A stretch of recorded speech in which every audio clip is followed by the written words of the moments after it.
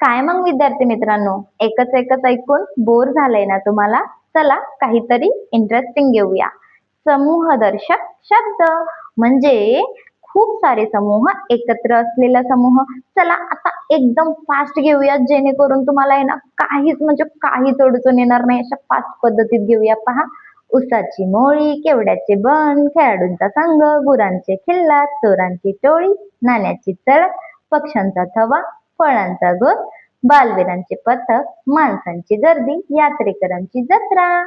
आता पुढे पहा, शब्द आला कुठला? वाद्यांचा वृंद, विमानांचा ताफा, नाण्याची चळक, उंटांचा तांडा, काजूंची गाथण, केळ्यांचा लोंगर, गवताची पेंढी, गुरांचा कळप, जहाजांचा काफिला, द्राक्षांचा घड, नारळाची पेंड, पुस्तकांचा गठ्ठा. पुढे अजून फुलांचा गुच्छ, बांबूंचे बन, मडक्यांची उतरण, रुपयांचे चवड, वेळूंचे बेट, विटांचा ढीग, साधूंची जथा, उपकरणांचा संच, करवंदाची जाळी, केसांची बट किंवा जटा, गायींचे खिल्लार, चाव्यांचा जुडगा. मज्जा आली ना?